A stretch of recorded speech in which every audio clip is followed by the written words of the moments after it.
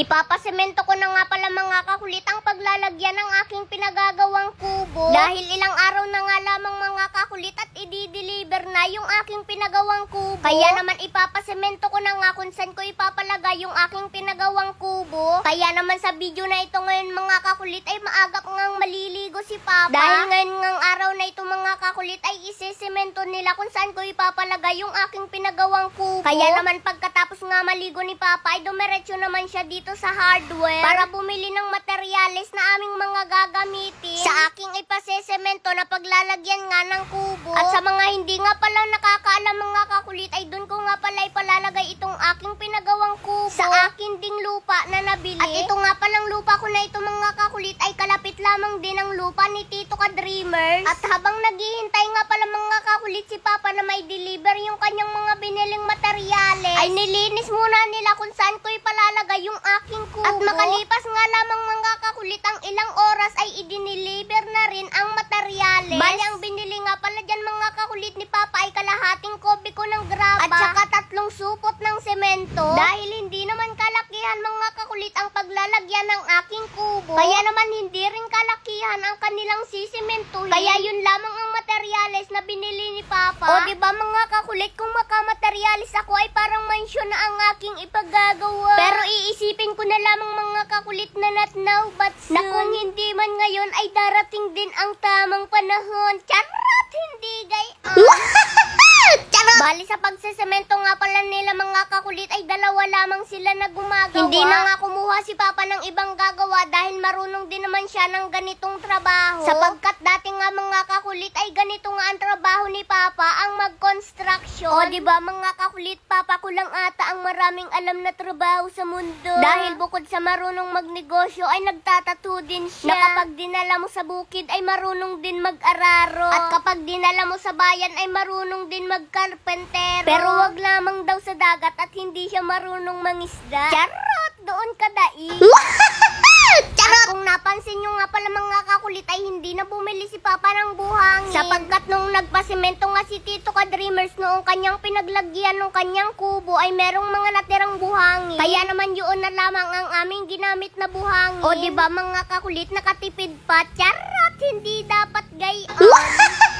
Medyo natagalan nga pala sila mga kakulit sa paghakot ng materialis dito kung saan ako magpapasemento. Sapagkat hindi naman tabing kalsada mga kakulit itong aking lupa na ito, kaya naman hinakot na lamang nila dahil hindi nga makapasok ang sasakyan dito. Kaya naman sa mga oras nga na ito mga kakulit, bago nga sila makapaghalo ng semento ay hapon na talaga. At dito na nga lamang mga kakulit sila naghalo kung saan sila magsesemento. At kaya ko nga pala mga kakulit ipinasemento ang paglalagyan ng aking pinagawang kubo ay para kapag inilagay ito mga kakulit ay hindi masisira or mabubulok yung kanyang haligi. Dahil kapag nakapatong lamang daw ito mga kakulit sa lupa ay mabilis daw itong aanayin at siyang magiging sanhi ng pagbulok ng kanyang haligi. At dahil yari nga lamang mga kakulit sa kawayan itong aking pinagawang kubo, kaya naman talagang iingatan at aalagaan natin para tumagal siya. Hindi kagaya niya na kahit iningatan at inalagaan mo na ay iniwan ka pa rin niya. Charot! Hindi gayon, humuhugot ka na naman, Kenzo.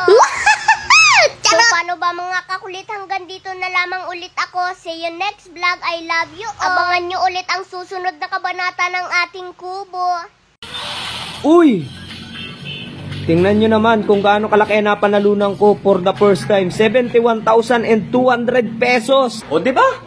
For the first time, 71,200 agad na panalunan ko. Kaya ano pang hinihintay nyo? Nasa comment section ang link, mag-download at mag-register na kayo. At sa bawat magre-register, screenshot nyo lang at isend nyo sa comment section kasama ang GCash number nyo at baka isa kayo sa mapipili ko. So ngayon, tuturuan ko naman kayo kung paano maglaro dito kay PH Pasay. So ayan, subukan natin maglaro dito sa Super Ace. Bebet lang ako dito na 500. Then, spin lang.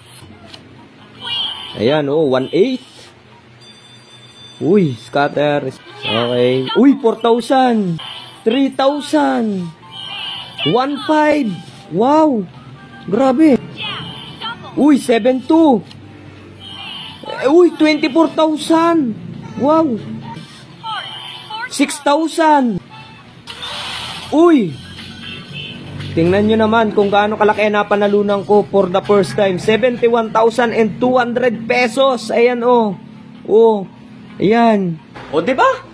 For the first time, 71,200 agad na panalunan ko. Kaya ano pang hinihintay nyo? Nasa comment section ang link. Mag-download at mag-register na kayo. At sa bawat magre-register, screenshot nyo lang. At isend nyo sa comment section kasama ang GCash number nyo. At baka isa kayo sa mapipili ko. Yun lang.